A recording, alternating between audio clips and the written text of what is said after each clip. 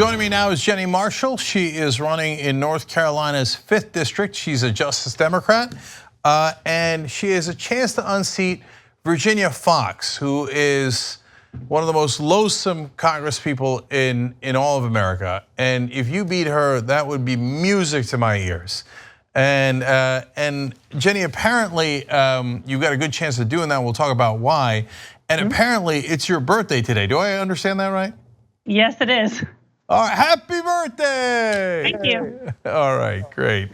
And thanks for joining us on your birthday.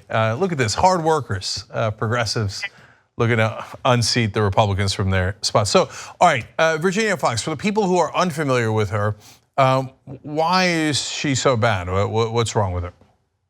Well, she votes virtually against everything that is good for communities, that is good for people. And frankly, she has said some of the most horrible things on the House floor.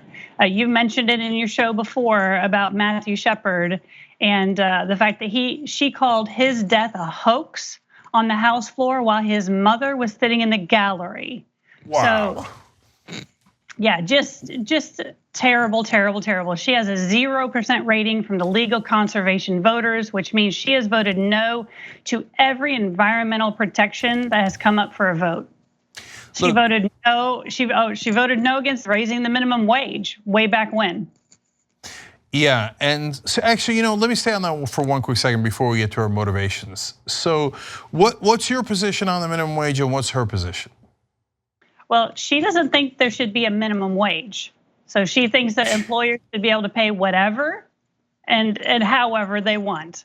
I think we need to raise the minimum wage to a minimum of $15 per hour, tie it to inflation. It's long overdue for us to raise the wage. Yeah, look, I've covered Virginia Foxx a lot, so I know all of her terrible actions and statements. But I also know that she's not one of the brightest bulbs in Congress, but that's part of why I think she's so wrongheaded. But I think the more important part is her motivations to the tune of campaign donations. So you're a Just Democrat. That means you don't take corporate PAC money. Does Virginia Foxx take corporate PAC money? Just a little bit, about $3.5 million since she's been in Congress. Does anyone really believe that she takes $3.5 million from corporations and then does not serve them?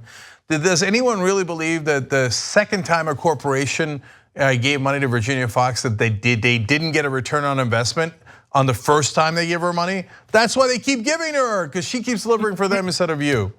All right. Absolutely. She has legislation out there that she's sponsored that is directly tied to the money that she's received.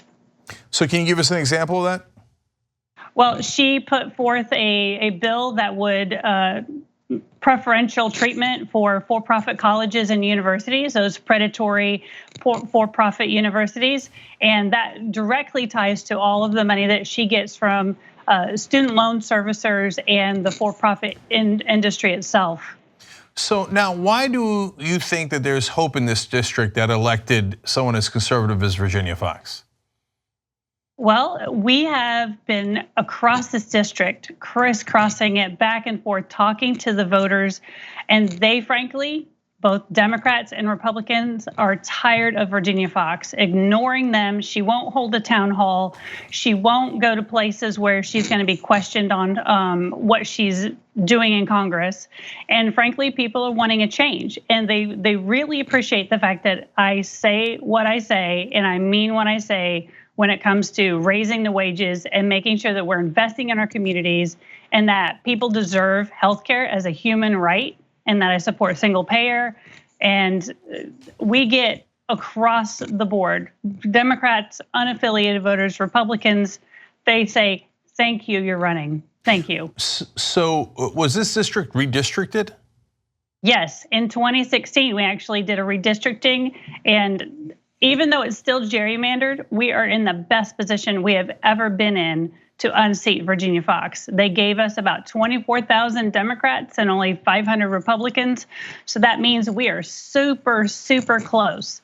We just need to get the unaffiliated voters and frankly, Democrats and Republicans who are tired of seeing Virginia Foxx ignore their communities, get them out to vote for a candidate they can truly believe in. So like a lot of the Just Democratic candidates, you seem to have a volunteer army. I see here that you've knocked on over 4,000 doors with your team and called over 30,000 people in the district. Those are giant numbers. So how did you learn how to do that? When you start a campaign, a lot of folks don't know how to mobilize that quickly. How'd you know? Well, I've been working on campaigns since I graduated high school. I've been in not-for-profit working with volunteers, so I know how to motivate people. And as a public school teacher, you really got to get people where they want to work at and really give them something to believe in. And that's what we offer with this campaign. We're a family. We treat each other with respect, and we really have a plan that people can believe in and they want to see happen, and they're super excited when we talk to them about fully funding public education. They're super excited when we talk about raising the wage and making sure that immigration is taken care of and that we're doing things that really help build community, because that's what they really want to see. So when you talk about getting the vote out, obviously there's the general election against Virginia Foxx, but also the primary. So right. I'll ask you the question I always ask, because it's really important for our audience to know. How do we know that you're the most progressive person in the race? Well, I talk about raising the wage to $15 an hour and tying it to inflation. My primary opponent says that we should be good with $10 an hour. And frankly, that's not a living wage in Winston-Salem or across this country. She talks a lot about public-private partnerships rather than empowering communities to make those decisions. She wants to hand it off to corporations who will, frankly, just do what they need to do until there's no money left, and then they'll leave those communities high and dry. She goes back and forth between wanting it one way and then wanting it another way, where we're very transparent and accountable with our platform. And we frankly stand up for those communities who haven't had a voice in the system in a very long time. We stood up and said, no, we're not going to take corporate PAC money. We're not going to take lobbyist PAC money. She says she'll take money from anybody and that it won't affect her. And frankly, we think that's a joke. So on the public-private partnership, sometimes that could be positive, but oftentimes it's code word for privatizing the profits and socializing the costs. So that is certainly a red flag. Not wanting to go to $15 is a red flag. So last thing, how about student debt relief? What's your position on it? I think we should just eliminate student debt. And frankly, that's another way that my primary opponent and I disagree. I think we should go to debt-free public colleges and universities. She thinks that we should make them more affordable. Frankly, if we really value education, we should be funding it, and funding it from pre-K all the way through public colleges and universities.